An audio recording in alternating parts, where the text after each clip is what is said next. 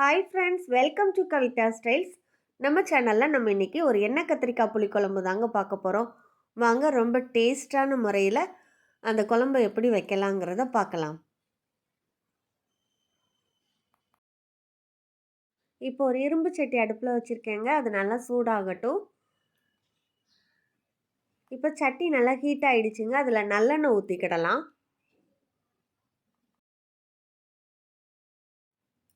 எண்ணெய் நல்லா ஹீட் ஆகிடுச்சுங்க. இப்போ கத்திரிக்காயை அதில் போட்டுக்கலாம். கத்திரிக்காவை நான் இந்த மாதிரி கட் பண்ணி வச்சுருக்கேங்க. இதே மாதிரி நீங்களும் கட் பண்ணி எடுத்துக்கோங்க. இப்போ ஒவ்வொரு கத்திரிக்காவாக நம்ம எண்ணெயில் சேர்த்துடலாம்.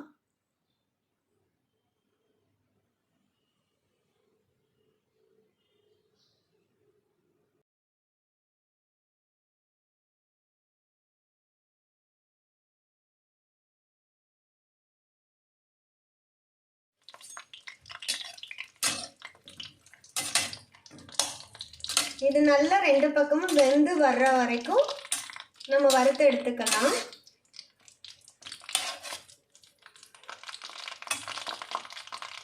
அடுப்பை சிம்மில் வச்சு மாற்றி மாற்றி பரட்டி விட்டு நல்லா ஒன்று போல் வேக விடலாங்க. முக்கால் பதம் வேகணும். அப்படி நிறம் மாறி வரும், அது வரைக்கும் வச்சுருக்கலாம். கொஞ்சம் கலர் சேஞ்ச் ஆகிருக்குங்க. இன்னும் கொஞ்சம் நல்லா வதங்கட்டும். இப்போ நல்லா வதங்கிடுச்சுங்க, எடுத்துடலாம். இந்த அளவுக்கு வதங்கியிருக்கணும்.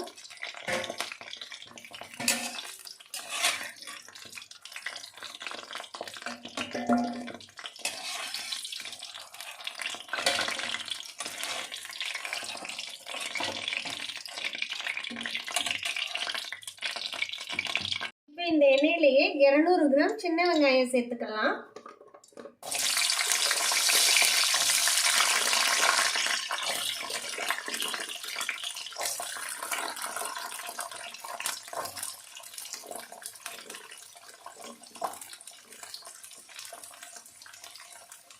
இதை கொஞ்சம் நல்லா வதக்கிடலாம்.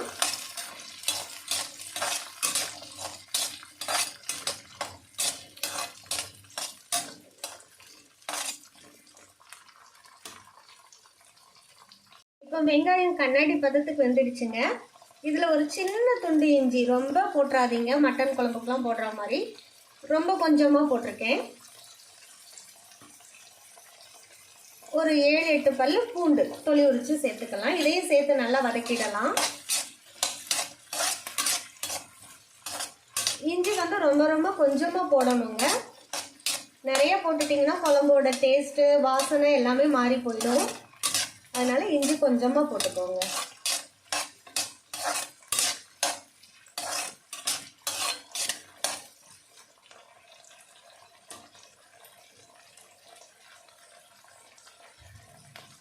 வெங்காயத்தை இந்த மாதிரி எண்ணெயிலேயே நல்லா வதக்கி வைக்கிற போது குழம்பு வந்து 2 நாளைக்கு வச்சு கூட சாப்பிடலாம். ரொம்ப டேஸ்ட்டாக இருக்குங்க அடுத்த நாள் சாப்பிடும்போது. வெங்காயம் பூண்டு நல்லா வதங்கிடுச்சுங்க. இந்த அளவுக்கு நல்லா வதக்கிக்கோங்க. இப்போ இது கூட தக்காளி 2 தக்காளி சேர்த்துக்கலாம். தக்காளி நல்லா வேகட்டும்.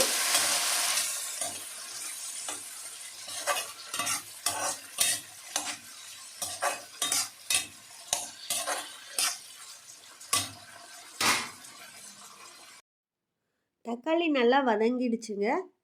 1 டேபிள் ஸ்பூன் மிளகு சேர்த்துக்கலாம்.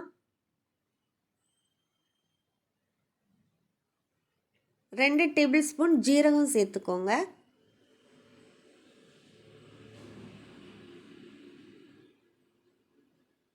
இப்போ நல்லா வதக்கிடலாம்.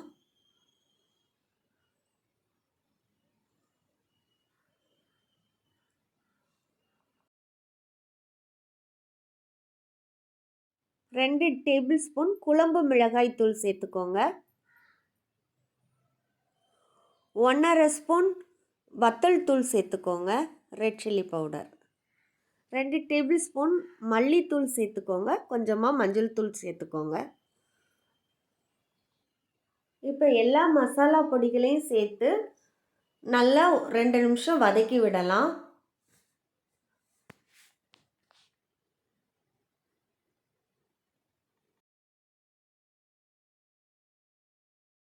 இப்போ இது கூட 2 டேபிள் ஸ்பூன் அளவுக்கு தேங்காய் துருவல் சேர்த்துக்கலாம். இப்போ இந்த தேங்காவையும் இந்த மசாலாக்களோடு சேர்த்து நல்லா வதக்கி விட்டுறலாங்க. ஒரு 1 நிமிஷம் வதக்கினா போதும்.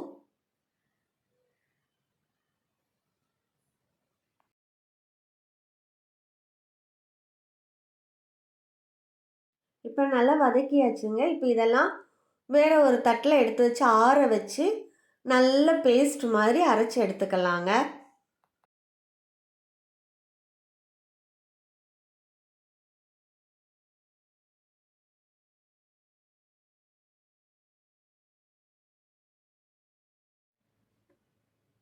நல்லா மையா அரைச்சி எடுத்துட்டு வந்தாச்சுங்க. அதாவது பேஸ்ட் போல் நல்லா அரைச்சி எடுத்துருக்கேன். திரும்பவும் ஒரு கடாயை அடுப்பில் வச்சுக்கிட்டு அடுப்பை ஏற்றிடலாம். குழம்பு வைக்கிறதுக்கு தேவையான அளவு நல்லெண்ணெய் விட்டுக்கலாங்க. எல்லாம் வதக்கினதும் நல்லெண்ணெயில் தாங்க வதக்கியிருக்கேன். அதே மாதிரி குழம்பு வைக்கிறதுக்குமே நல்லெண்ணெய் தான் சேர்த்துக்கிறேன். இப்போ ஆயில் ஹீட் ஆகட்டும். இப்போ கொஞ்சமாக கடுகு உளுத்தம் பருப்பு சேர்த்துக்கிடலாம்.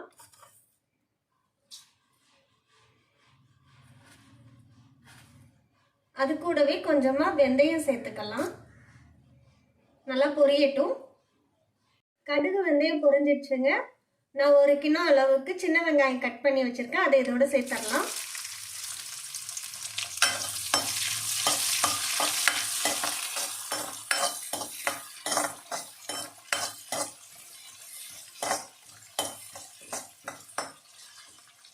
இப்போ இது கூட ஒரு இனுக்கு கருவேப்பிலை சேர்த்துடலாம்.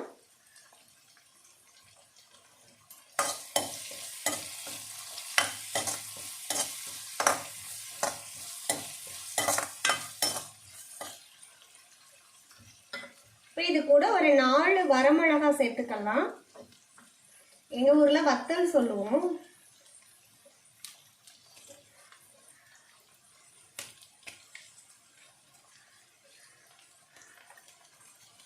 நாலு வத்தல் சேர்த்துருக்கேங்க. அதையும் சேர்த்து நல்லா வதக்கிடலாம்.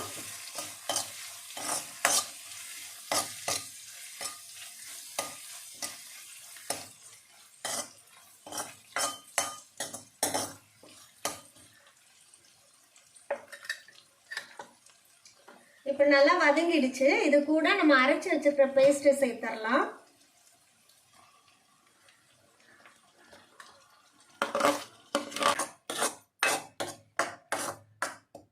இப்போ இந்த பேஸ்ட் நம்ம அரைச்சி வச்சிருக்கோம்ல, இந்த இதில் ஒட்டி இருக்கல, இதெல்லாம் கழுவி அதில் கொஞ்சமா தண்ணி சேர்த்துக்கலாம். தண்ணி சேர்த்து நல்லா கலந்து விட்டு கொதிக்க விடலாம்.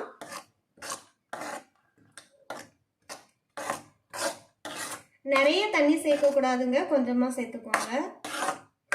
நம்ம இந்த மிக்ஸி ஜார் கழுவின தண்ணி, அதுக்கப்புறமா இந்த அரைச்சி வச்சிருந்த கிண்ணத்தில் உள்ள தண்ணி தான் நம்ம சேர்த்துருக்கோம். பாருங்க, இந்த மாதிரி தான் இருக்கும். இது வந்து நல்லா கொதிக்கட்டும். இப்போ நல்லா கொதிச்சிடுச்சுங்க. இப்போ புளி கரைச்சி வச்சிருக்க தண்ணி ஊற்றிடலாம். ஒரு நெல்லிக்காய் சைஸ்க்கு புளி எடுத்து கரைச்சி வச்சிருக்கேங்க. அதை இதோட சேர்த்துடலாம்.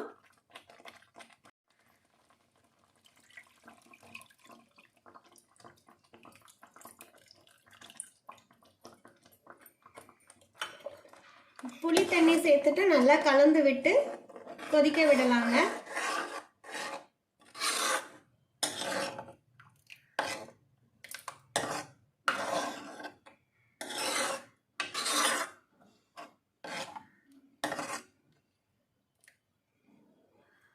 ரொம்ப திக்கா இருக்கு, கொஞ்சமா தண்ணி சேர்த்துக்கலாம்.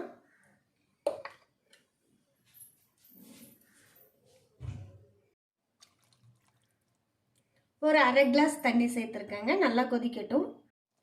குழம்பு நல்லா கொதிச்சுட்டுங்க. இந்நேரம் நம்ம வதக்கி வச்சிருக்கிற கத்திரிக்காவை இது கூட சேர்த்துடலாம்.